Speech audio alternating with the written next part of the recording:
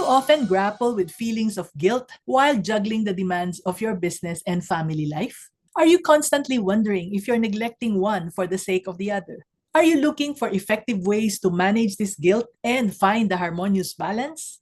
Hi, this is Mommy and your Mommy Negosyo. And if you answered yes to any of these questions, then you're in the right place. Because in this video, we will explore strategies to manage guilt while striving to balance business and family. It's about finding peace and fulfillment in both areas of your life. Are you ready? Okay, here are the 5 strategies we will tackle. The first one is to acknowledge what you feel. The second one is to set realistic expectations. The third one is quality over quantity. I'll tell you more about that. And number 4, communicate openly with family. And number 5, schedule regular check-ins with yourself.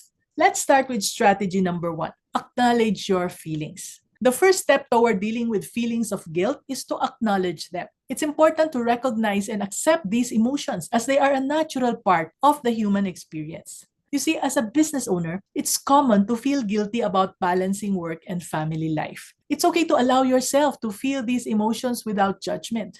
And know that many other business owners like you experience similar feelings. You might be able to relate to Shell's story. Shell owns a carinderia that's located near the City Hall and which has been operating for a decade now. Yet, despite having a business that helps bring in money for the family, she feels guilty for not being able to give her best at work or at home. She'd be up early in the morning when the kids are still asleep, and thankfully, her carinderia is just near their house. She'd go home at different times of the day whenever she could to check on her kids. But still, she'd really feel guilty for not being enough either at her carinderia or at home. And Shell carried this guilt for a long time. Until we had a heart-to-heart talk where she learned that it's important not to hold herself to an impossible standard.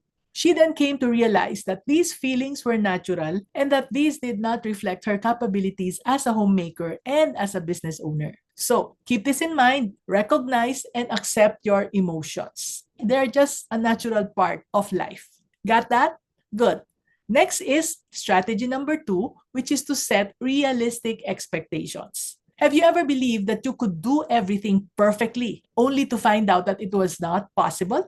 Yes, it's so easy to feel guilty when things don't go as planned because of high expectations.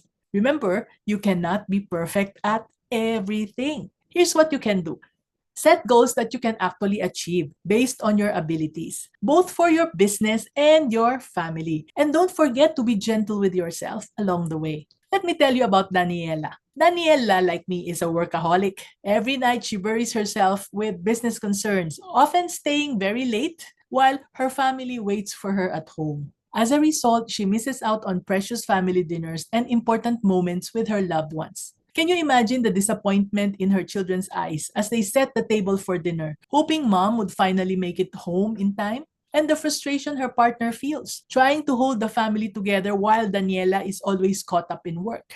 It's no wonder Daniela felt very guilty about this. And one evening, something happened that led her to make a change for her family's sake and for her own sanity. Upon getting home, she felt dizzy and nearly lost consciousness. She was rushed to the hospital and she found out that her blood pressure was very high. She thought being a workaholic would bring her business success, but instead, it nearly jeopardized her health and her relationships.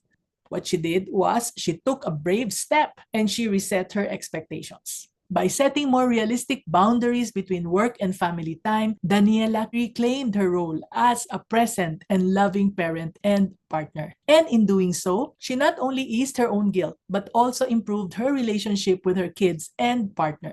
So let's now move to strategy number 3, quality over quantity. It is better to prioritize quality rather than quantity. Yes, time is precious, no doubt about that, right? So make the most of the time that you have. Whether it's in business or with family, focusing on quality over quantity can help you feel better. How? When you're with your family, be there completely, paying attention and enjoying the moment. And when you're working, be productive and focus on the task at hand. You can do like what Mary did. Mary's business is about virtual assistant services and she manages a team. Now, most of the time, she finds herself caught up in work. With her busy schedule, she barely had any time left for her family. And Mary often felt bad for missing important moments with her loved ones. And this troubled her greatly. Through our coaching sessions, Mary gained a powerful insight.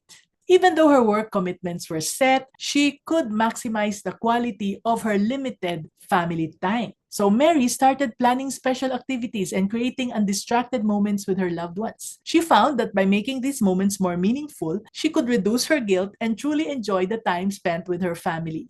Try this third strategy. You've got nothing to lose, right?